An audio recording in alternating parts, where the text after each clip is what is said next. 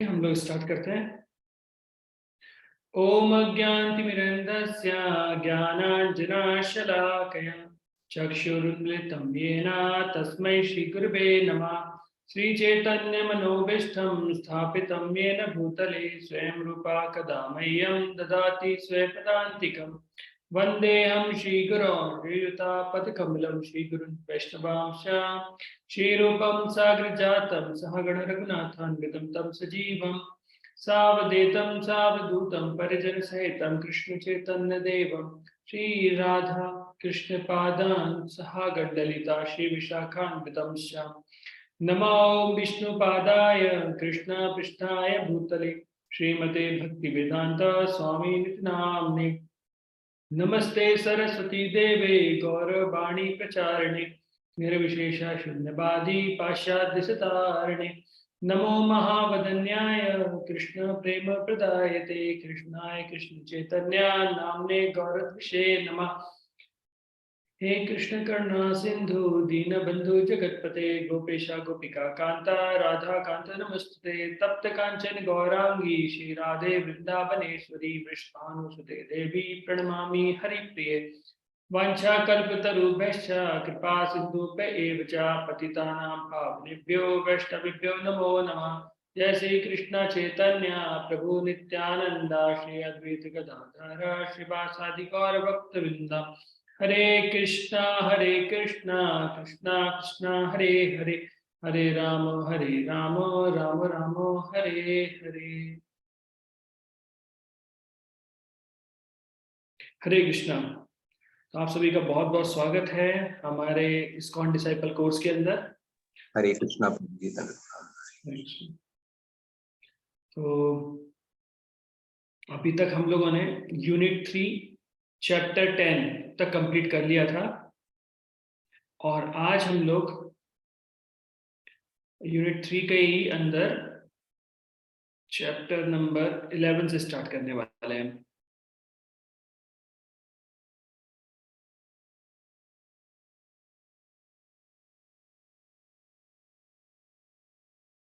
तो आज थोड़ा सा हम लोग फास्ट चलने की प्रयास करेंगे क्योंकि 3 चैप्टर कंप्लीट करने हैं। Battery low. 3 चैप्टर करीब हमको कंप्लीट करने हैं और समय थोड़ा हमारे पास कम है। फिर भी चलिए, तो हम लोगों ने जो 10वें नंबर का अध्याय था, चैप्टर था, उसके अंदर हम लोगों ने देखा था कि कितने प्रकार से हम गुरु की सेवा कर सकते हैं, जिसके अंदर हमने देखा था गुरु की वपु और वाणी के माध्यम से हम उनकी सेवा कर सकते हैं। फिर हमने देखा था कि गुरु की जब हम वपु अर्थात उनके शरीर की सेवा करते हैं तो उसके क्या लाभ होते हैं और कैसे वो सेवा व्यक्ति को शुद्धिकरण की ओर लेके जाती है। फिर इसके बाद हमने देखा था कि किस प्रकार से गुरु के समक्ष हमें व्यवहार करना चाहिए। अगर गुरुदेव हमारे समक्ष हैं या गुरुदेव के भाई बहन या जो भी साथ में हैं, गुरु भ्राता हमारे जो भी हैं, Battery low. तो उस समय हमें किस प्रकार से कार्य करना चाहिए। तो ये हम लोगों ने देखा था।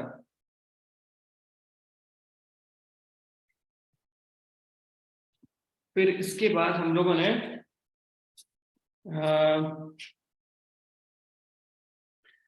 देखा था इंक्वायरी फ्रॉम गुरु, तो किस प्रकार से गुरु से हम लोग प्रश्न कर सकते हैं। फिर importance of Guru Vani and सेवा, तो फिर किस प्रकार से गुरु के निर्देशों का पालन करके वाणी के सेवा हम लोग कर सकते हैं। कृपया करके मुझे 2 मिनट का समय दें, तब तक जो भी 10 में से आपने डिस्कस किया हो उसे हम लोग डिस्कस करेंगे। कृपया करके एक बार दोहरा लीजिए chapter 10।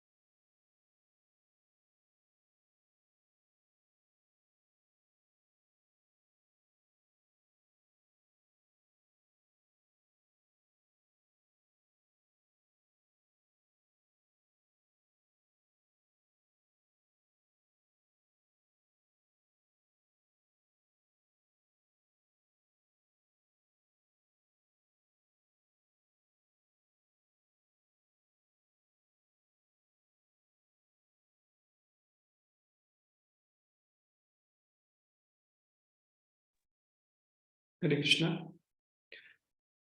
Hare Krishna, sound clear है अभी भी? जी प्रभु जी, यस प्रभु, यस प्रभु जी, ऑल क्लियर। ओके।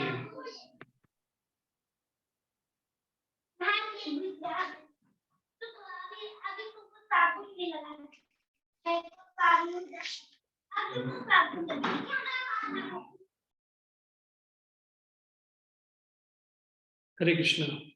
आई थिंक अभी भी साउंड क्लियर होगा। मैं प्रयास कर रहा था लेकिन कुछ कारणवश नहीं हो पा रहा था। तो हम लोगों ने ये 10 चैप्टर के अंदर देख लिया था।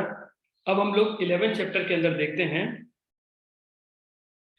जो हमारा 11 नंबर का चैप्टर है वह है गुरु त्याग। तो गुरु त्याग, तो आज के चैप्टर के अंदर या अध्याय के अंदर हम देखेंगे कि कुछ ऐसी परिस्थितियां आती हैं व्यक्ति के जीवन के अंदर जहां पर उसे गुरु त्याग करना पड़ता है। तो उसके विषय में हम लोग देखेंगे।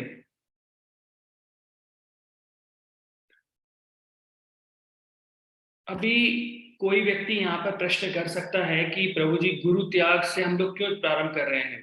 क्या ऐसा होगा कि भक्ति में आगे जाके हमें गुरु त्यागना पड़ेगा?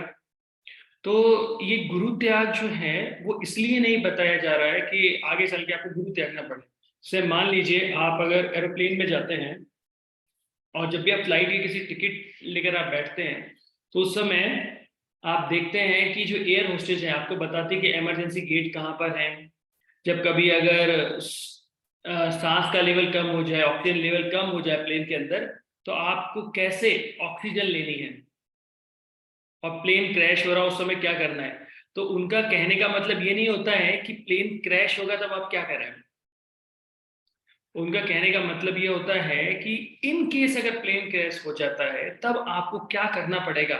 वो ये नहीं कह रहे कि आज का प्लेन क्रैश होने वाला है तो इसका मतलब ये नहीं है कि हमें गुरु को त्यागना ही है। तो ये है कि कभी अगर ऐसा मौका आ जाता है एक्सीडेंटली, तब हमें क्या करना है, उस विषय में हम लोग देख रहे होते हैं। अब हम जो बात कर रहे हैं यहाँ पर गुरु त्याग के विषय में, तो वो शिक्षा गुरु और दीक्षा गुरु दोनों पर ही एप्लीकेबल है। अर्थात चाहे वो शिक्षा गुरु पदभ्रष्ट हो या फिर दीक्षा गुरु हो, दोनों के ऊपर ही सेम रूल्स एप्लीकेबल होते हैं।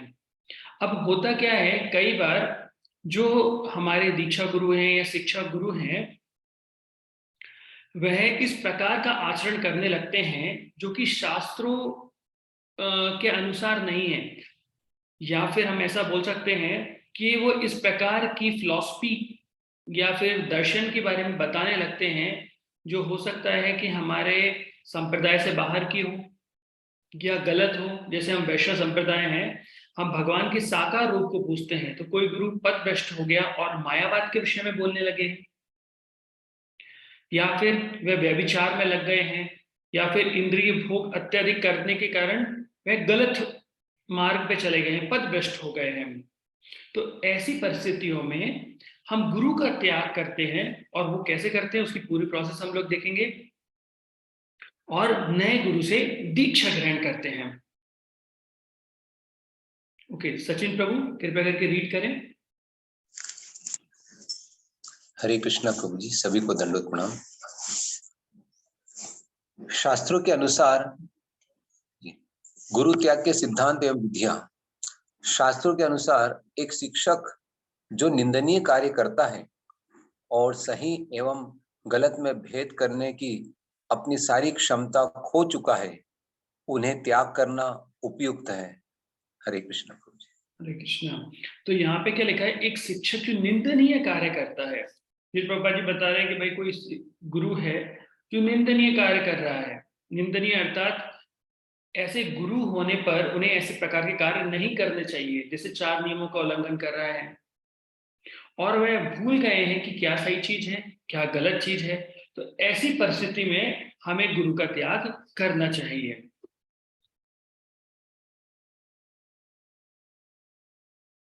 ये हम लोगों ने देखा, ये दूसरा।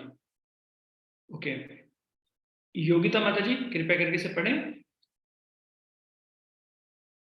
हरे कृष्णा प्रभु जी, दंडवत प्रणाम।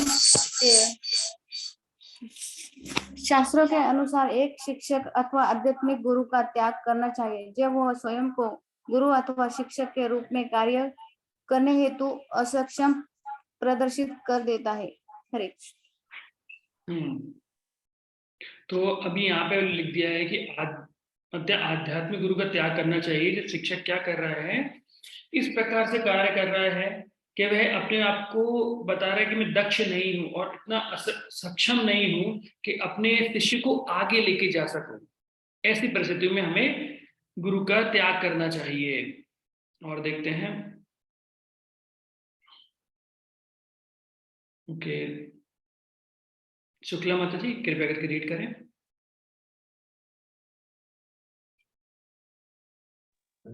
हरे कृष्ण प्रभु जी, दंडवत प्रणाम। दंडवत माता जी।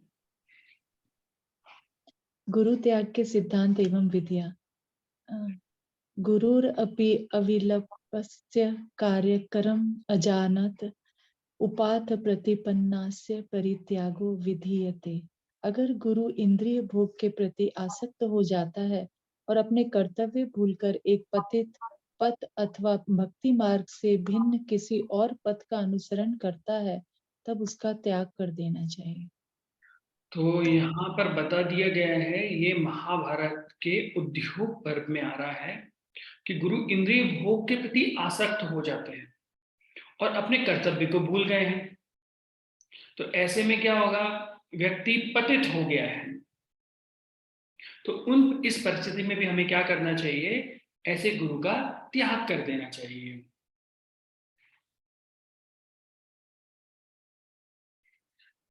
अभी यहाँ पे हम लोगों ने देखा, अभी हम लोग देख सकते हैं कि एक व्यक्ति जब गुरु की स्थिति से गिर गया है, उस समय किस प्रकार से इस्कॉन हमारी सहायता कर सकते हैं।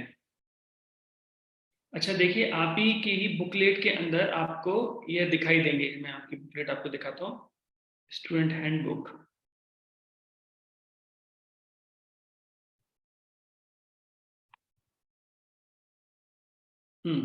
देखिए, ये अभी आपने पढ़ा। अभी देखिए, एक प्रश्न है आपके लिए। जब गुरु स्वयं को, ये योग्य नहीं, एक्चुअली अयोग्य लिखा है, अयोग्य सिद्ध करे, तब इस्कॉन अपने शिष्यों की रक्षा कैसे करता है, अपनी टिप्पणी लिखिए। तो आप 2 मिनट का समय लीजिए और इस प्रश्न का उत्तर दीजिए।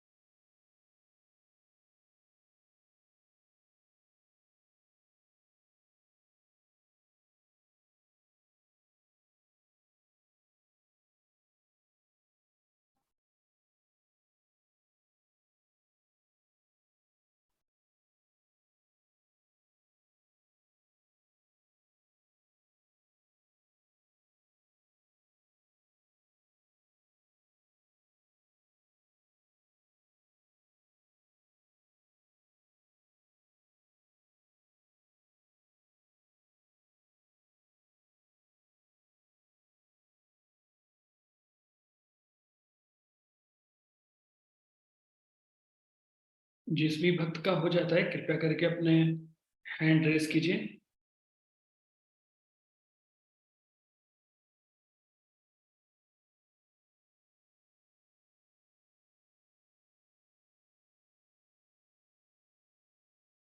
ओके, आज हम लोग ज्यादा भक्तों को नहीं चल पाएंगे, इसलिए जो पहले हाथ खड़े कर रहे हैं, तो ओके, शुक्ला प्रभु अपने हैंड रेस किया है। कृष्ण प्रभु जी, दंडवत प्रणाम। प्रभु जी, जब गुरु मान लो किसी कारण से अयोग्य हो जाए, तो उसके लिए जो इस्कॉन की जीवीसी बॉडी है, गवर्निंग बॉडी है, जी। वो हाईएस्ट अथॉरिटी है जो गुरुओं के प्रति डिसीजन लेती है, और वो अपने नियमों के हिसाब से जो इस्कॉन में शिष्य लोग हैं उनके प्रति अपना दायित्व निभाते हुए उनकी रक्षा कर सकते। बिल्कुल सही बात है प्रभु जी। तो कि इस्कॉन के अंदर एक केवल गुरु ही हमारे प्रधान नहीं होते, जीबीसी मेन अथॉरिटी होती है। और जब हमें पता लगता है कि भाई गुरु पतित हो गए हैं या किसी कारण का फॉल डाउन हो गया है, तो जीबीसी लीड लेती है। तो बिल्कुल सही है। और अगर देखना चाहें तो इस्कॉन लॉ बुक के अंदर देखिए, ये देखिए मैंने आपके लिए लॉ बुक खोल दिया है, जो मैंने ऑलरेडी आपके साथ शेयर कर चुका हूँ ये बुक। तो यहाँ पर 6.5.1.1 के अंदर मेंशन है, व्हेन अ फॉलन गुरु में बी रिजेक्टेड, किन परिस्थितियों में पहली बात तो रिजेक्ट करना चाहिए। जैसे हम लोगों ने भी कोट शिल प्रभुपाद जी के पढ़े थे, होपलेस हो गए हैं, अति से ज्यादा सेंस ग्रेटिफिकेशन अर्थात भोग वासना में लग गए हैं, उनके अंदर एक दुष्ट जैसी प्रवृत्ति आ गई है। और यहाँ पर ये भी लिखा गया है कि कब उन्हें रिजेक्ट नहीं करना चाहिए, ये हम लोग बाद में डिस्कस करेंगे। लेकिन ये हमको पता होना चाहिए कि कब हमें उनको रिजेक्ट करना है। और आप लोग इसके बारे में ज्यादा अगर पढ़ना चाहते हैं कि जीबीसी की क्या गाइडलाइन है, तो ये गुरु आश्रय करके एक आर्टिकल है जो 1990 से लेकर 95 में लिखा गया था, और जो कि इंटरनेट पे ऑलरेडी अवेलेबल है। आप लोग वहां से इसको ढूंढ सकते हैं, गुरु आश्रय के क्वेश्चन एंड आंसर। और ये देखिए जीबीसी की लॉ बुक के अंदर भी हम लोग देख पा रहे हैं। तो थैंक यू ब्रजेश प्रभु। सचिन प्रभु, आपने हैंड रेस किया है।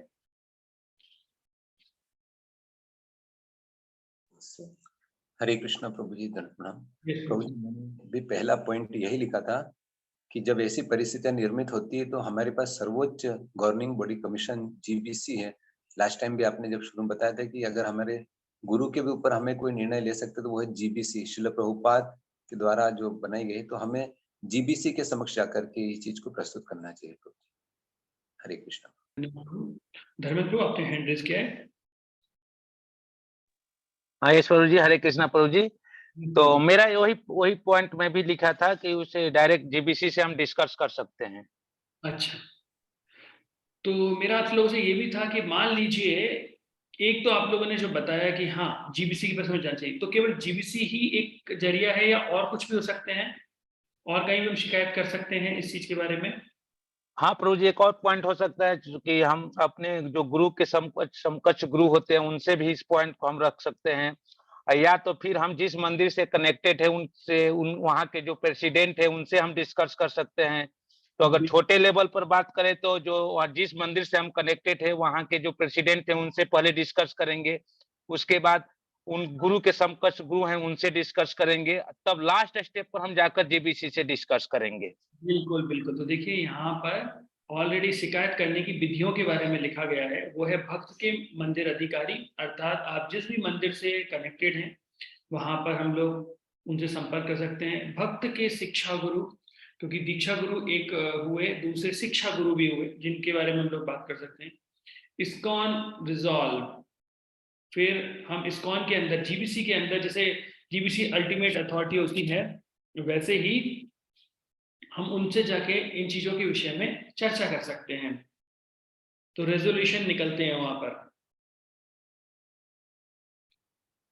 तो आप अगर देखेंगे कि पहली बात तो हम शिकायत कर रहे हैं, दूसरी बात है कि जो हमारा मुख्य प्रश्न था कि गुरु जब अयोग्य सिद्ध हो गए हैं तो इस्कॉन कैसे कर रहे हैं, तो हमारे पास गवर्निंग बॉडी कमीशन है जो हमें अन्य गुरु की शरण लेने के लिए बताती है, और अन्य गुरु जो हैं वह भी हमें सहायता करते हैं।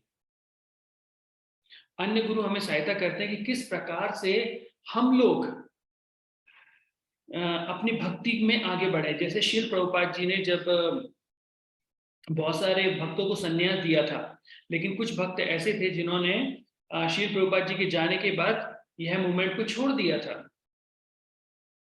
तो उस समय जो शिष्य थे वो थोड़े से परेशान हो गए थे कि अब ऐसी परिस्थिति में क्या किया जाए। तो वहां पर जीबीसी ने क्या किया, अन्य गुरुओं की सहायता ली।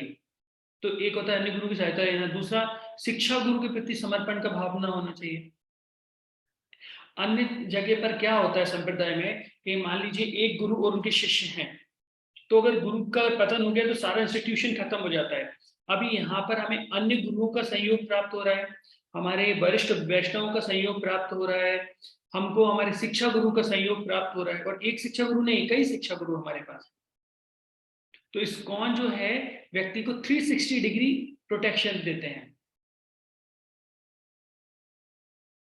ओके, तो हम लोगों ने ये भी देखा। फिर हम लोग देखते हैं पीपीटी नंबर 7 के अंदर। तो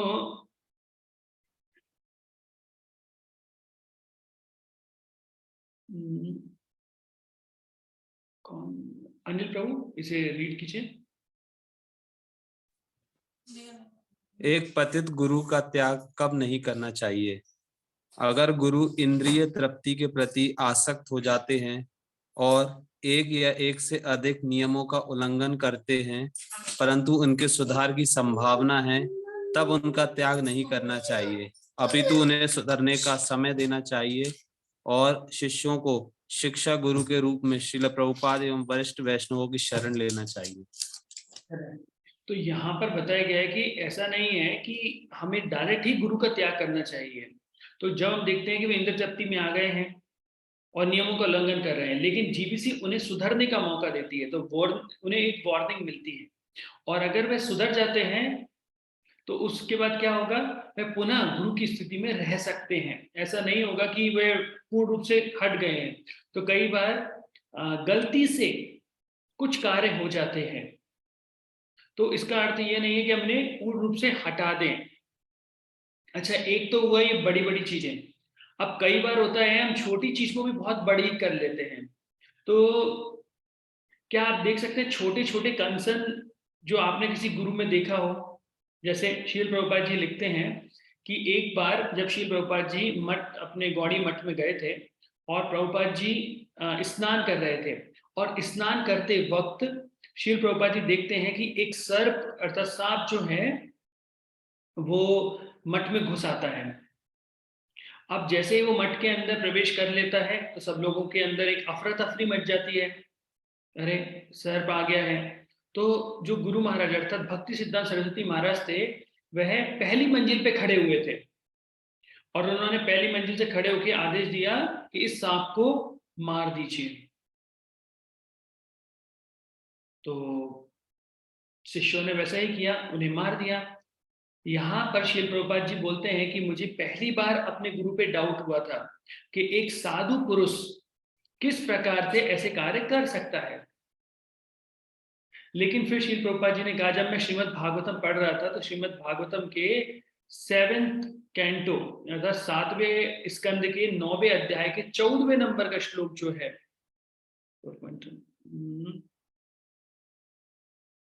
आप लोग अपने उसमें निकाल के देख सकते हैं कि 7th कैंटो 9th चैप्टर और 14th अर्थात 14वें नंबर के वर्ष में लिखा गया है कि सांप और बिच्छू जैसे जहरीले जब इनको जानवरों को मार दिया जाता है तो ऐसे किलिंग में साधु लोग भी आनंद की अनुभूति करते हैं और इन पर किसी भी प्रकार की दया नहीं दिखानी चाहिए। तो जब श्रील प्रभुपाद जी ने देखा कि भक्ति सिद्धांत महाराज ने ये आदेश दिया था उस सांप को मारने का और भक्तों ने वैसा किया, तो प्रभुपाद जी को उस समय डाउट हुआ। लेकिन जब उन्होंने उसे भागवतम से कंफर्म किया, हम बोलते हैं ना हमें कैसे कंफर्म करना चाहिए, गुरु साधु शास्त्र, तो गुरु ने ये आदेश दिया, हमने साधुओं से पूछ सकते हैं और शास्त्र में देखा कि शास्त्रों में क्या लिखा हुआ है, तो श्रीमद् भागवतम बोलती है ये चीजें। तो ऐसा एक तरीका हो जाता है जहाँ पे छोटा सा कमेंट हो जाता है। ऐसे ही जीबीसी एक बार बताती है कि एक शिष्य ने जीबीसी को कंप्लेन की कि उनके जो गुरु महाराज हैं वह एक विधवा स्त्री को ज्यादा गाइड कर रहे हैं, ज्यादा समय दे रहे हैं सन्यासी होकर। तो फिर उस केस में जीबीसी ने वो गुरु को बुलाया और उनसे बात की कि आप एक सन्यासी होकर स्त्रियों के साथ में, स्त्री अर्थात वो विधवा स्त्री है, उन्हें इतना समय मत दीजिए। तो गुरु की समझाइश पे जीबीसी की समझाइश पे गुरु मान गए और उन्होंने नहीं दिया। तो ये कुछ ऐसे केस हैं जहां पर हम देख सकते हैं कि गुरु का पतन नहीं हुआ है, वो एक छोटी सी गलती हो सकती है। और जैसे श्रील प्रभुपाद जी के मन में डाउट आया कि भाई मेरे गुरु ने ऐसा आदेश दिया, जबकि शास्त्र तो क्या बोल रहे हैं कि ऐसा करना चाहिए, सांप बिच्छू इन पर दया नहीं करना चाहिए। तो आप खुद ये परपोर्ट पढ़िएगा 7.9.14, तो आपको इसके बारे में पता लग जाएगा। अभी आप लोग मुझे बताइए कुछ ऐसे गलत तरीके जिसके माध्यम से हम गुरु पर शक करते हैं और वो शक के लायक नहीं है, या कमेंट करते हैं। कुछ छोटी छोटी चीज आपने देखा हो तो सोचिए थोड़ा 1 मिनट और मुझे बताइए कुछ ऐसी जगह जहां हमने देख लिया वो गलत तरीके जो कि गुरु के पतन का कारण नहीं है और उन्हें छोड़ भी नहीं सकते ऐसी जगह पर।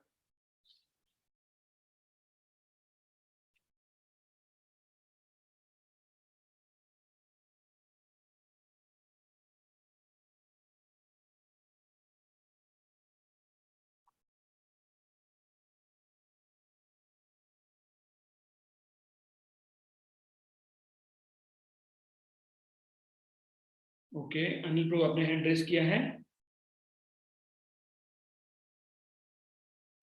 हरे कृष्णा प्रभु।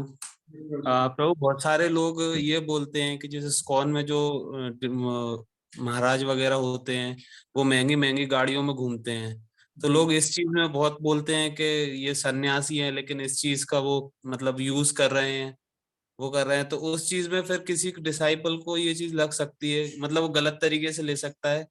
लेकिन एक चीज बताई थी कि प्रभुपाद जी बोलते थे कि जो सन्यासी हैं या जो डिवोटी हैं वो भगवान के एम्बेसडर हैं, और जो हम भगवान को रेस्पेक्ट दे रहे हैं या जो सर्विस दे रहे हैं वो हम फिर उनको क्यों ना दें। तो बिल्कुल उस चीज में वो ले सकते हैं। बिल्कुल। एक्चुअली एक बार इंटरव्यू में शिल प्रभुपाद जी से भी एक व्यक्ति ने प्रश्न किया था कि शिल प्रभुपाद जी आप बड़ी बड़ी कारों में आते हैं, रॉयल्स रॉय सी महंगी महंगी कारों में आते हैं और आप साधु हैं। तो शिल प्रभुपाद जी बोलते हैं कि जो गुरु होते हैं वो भगवान के प्रतिनिधि होते हैं, और भगवान जो हैं वो सोने के रथ से आते हैं। वो तो मेरी दया की बात है कि मैं ये लोहे का डब्बा एक्सेप्ट कर रहा हूँ, अपितु गुरु को तो भगवान के ही तुल्य सम्मान प्रदान होना चाहिए। कि रोल्स रॉय क्या है, सोने का तो नहीं, एक पूरा एक लोहे का डब्बा में आप बस एक्सेप्ट कर रहे हैं, दया की बात है। तो हमें इस तरह से कमेंट नहीं करना चाहिए कि वो बड़ी बड़ी कार में आ रहे हैं। बिल्कुल सही प्रभु जी, ये युक्त वैराग्य का परिचय। सचिन प्रभु आपने हैंड रेज किया है। हरे कृष्णा प्रभु जी। यस प्रभु।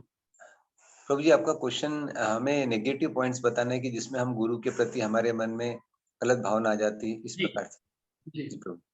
तो प्रभु जी, जब हम कई बार जब दीक्षित नहीं या नए रहते हैं, शुरुआती दौर में रहते हैं, तो हम गुरुओं की जो सेवा होती है एक प्रकार से उनके लिए जो अलग से प्रसादम बनता है, जो व्यवस्थाएं होती है, गुरु के ये जो सम्मान प्रकट किया जाता है सभी लोग, तो उसको देख करके हम मतलब हमें भी कई बार हमें मतलब पहले लगता था कि कितना अधिक सत्कार दिया जा रहा है, गुरु आर स्पेशली वेलकम के साथ साथ उनके लिए अलग से प्रसादम, सारी व्यवस्थाएं अलग।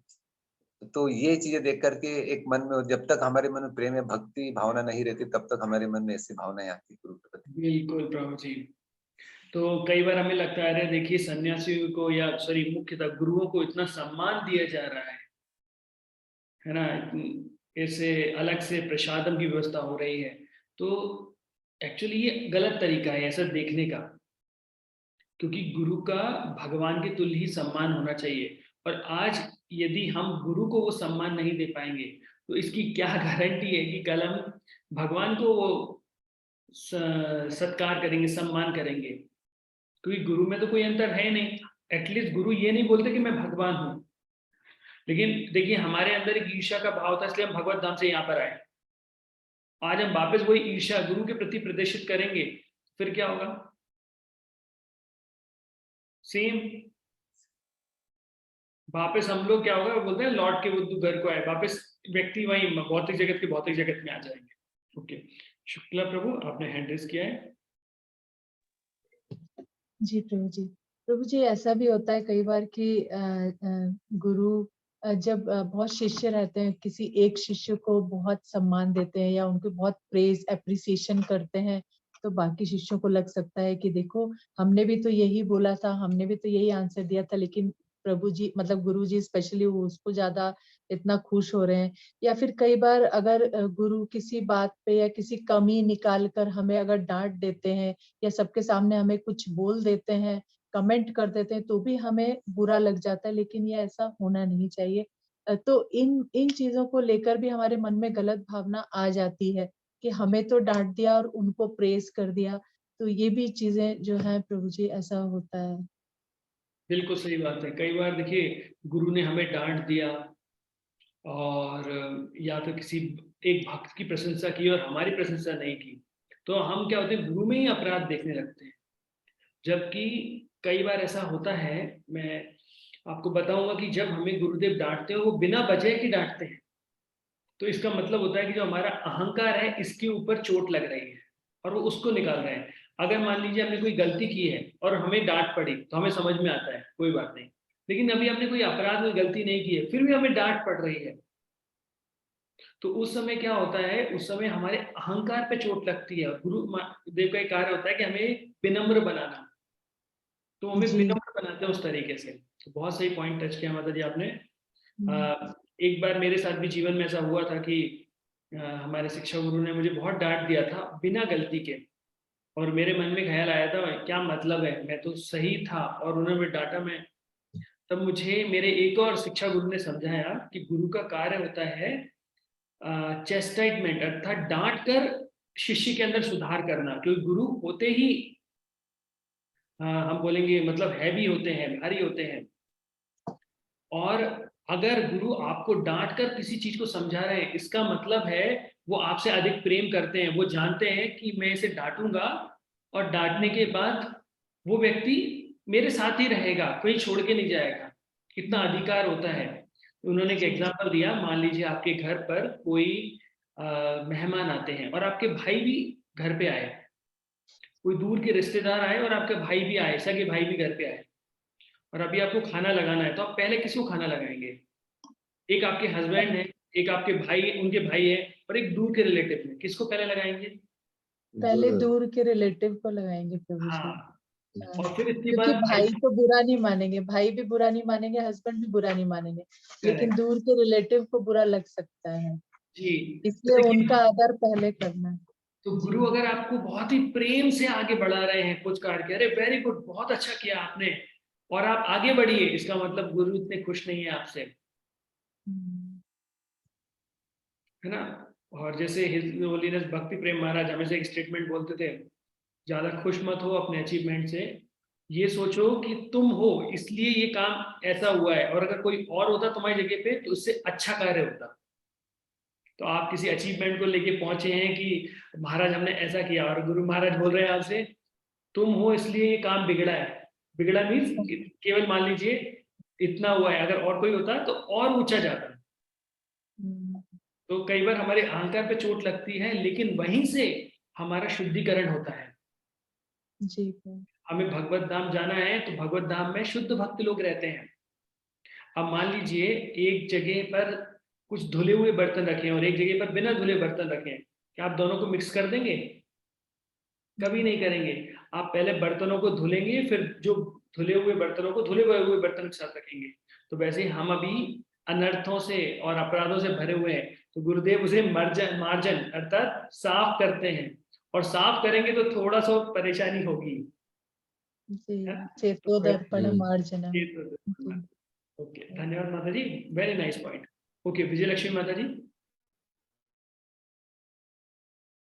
हरे कृष्ण प्रभु जी, दंडवत प्रणाम। धन्यवाद माता आपने पूछा था कि कैसे हमको वो उन पे डाउट आ जाता है, तो प्रभु जी, जैसे पास्ट का हमने बहुत कुछ बाबा और गुरुओं के बारे में जैसे सुन के रखा है, तो वो भी एक माइंडसेट में रहता है। तो जब हम नए नए आते हैं तो थोड़ा सा तो फियर रहता है माइंड में इस चीज का, बट जैसे हम फिर इंटरेक्ट करते हैं, सब देखते हैं, तो फिर वो क्लियर हो जाता है।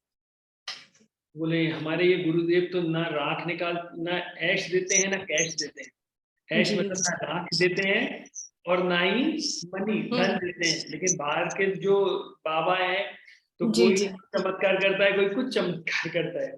हाँ हमें जी ये बिल्कुल। डाउट आता है। शिल हाँ प्रभुपाद जी। जी एक पीसी सरकार करके जादूगर थे जो शिल प्रभुपाद जी के पास आए, और हम्म, उन्होंने कहा कि प्रभुपाद जी को बताया इस तरीके से वो कार्य कर रहे हैं और ये जादू के तरीके होते हैं। तो प्रभुपाद जी ने बोला क्या आप जन्म मृत्यु जरा व्याधि को गायब कर सकते हैं? हम्म, तो पीसी सरकार बोलते हैं नहीं। बोला एक गुरु कर सकता है, क्योंकि गुरु हमें इस भौतिक बंधन से बाहर निकाल देते हैं। तो पीसी सरकार बता रहे थे वो ये चीज गायब कर रहे थे, वो चीज गायब कर रहे थे। तो प्रभुपाद जी को पीसी सरकार बोलते हैं आप सबसे बड़े जादूगर है, मैं नहीं हूँ। थैंक यू माता जी। धर्मेंद्र प्रभु आपने भी हैंड रेज किया है। हरे कृष्णा प्रभु जी। तो एक पॉइंट मैं भी शेयर कर सकता हूँ इसमें, जो गुरु की त्रुटि के लिए, कि पहले क्या होता है इनिशियल फेज में जब हम लोग टेम्पल आते हैं तो पहले से ही हमारे अंदर में इतने सारे मैल रहता है और मैल के थ्रू एंट्री करते हैं। तो अब जैसा मेरे आंख के सामने, जैसा मैं चश्मा लगाऊंगा वैसा ही तो संसार मुझे दिखेगा। तो पहले से ही अंदर में इतना हम माया के प्रकोप में कई जन्मों का है, तो हम देखते हैं अरे यार ये तो सन्यासी हैं, गुरु हैं और इनको इतना सारे फैसिलिटी प्रोवाइड किया जाता है। ऐसा क्या है? गुरु मतलब बहुत त्याग, कुछ भी नहीं होना चाहिए, सिर्फ त्याग होना चाहिए। तो ऐसे अपने मन में डाउट होता है। बाकी सारे पॉइंट तो आपने डिस्कस कर दिए हैं, तो एक पॉइंट ये भी मैं शेयर कर सकता हूँ। धन्यवाद प्रभु जी। हमें लगता है गुरु को मतलब बहुत अधिक त्याग करना चाहिए, तो ऐसा त्रुटिपूर्ण हम देखते हैं। जैसे प्रभु ने बोला कि हमारा एक्चुअली मार्जन नहीं हुआ है, शुद्धिकरण नहीं हुआ है, तो हम गुरु के अंदर ही दोष देखते हैं। और इन परिस्थितियों में कभी भी हमें गुरु का त्याग नहीं करना चाहिए। देखिए आप ही की बुकलेट में अगर आप पढ़ेंगे, क्योंकि ऐसी परिस्थिति में आप गुरु का त्याग करेंगे तो क्या होगा। देखिए स्टूडेंट हैंडबुक, इसके अंदर ऐसे करने से क्या होगा।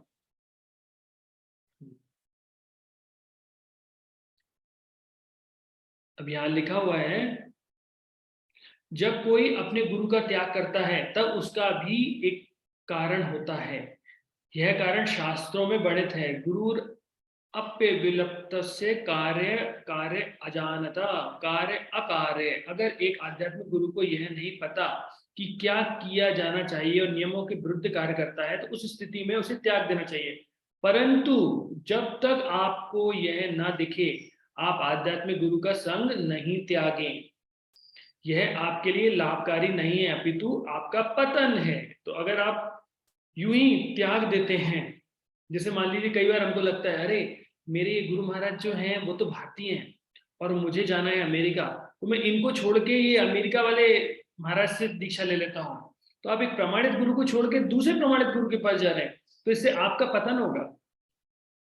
ऐसे गुरु और शिष्य के बीच में, जब मैं दीक्षा लेने वाला था तो मेरे शिक्षा गुरु में बोलते हैं ध्यान से लेना, क्योंकि हस्बैंड वाइफ के बीच में तो सुना है डिवोर्स हो जाता है, लेकिन गुरु शिष्य के बीच में कुछ नहीं होता है।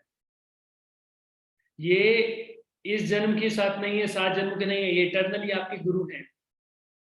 और अगर आपने ध्यान से नहीं गुरु चूज किए और गुरु ने भी आपको ध्यान से नहीं चूज किया, तो गुरु को भी संसार में लौट के आना पड़ता है। अभी देखिए यहाँ पर चैतन्य भागवत में उद्धृत आता है कि किस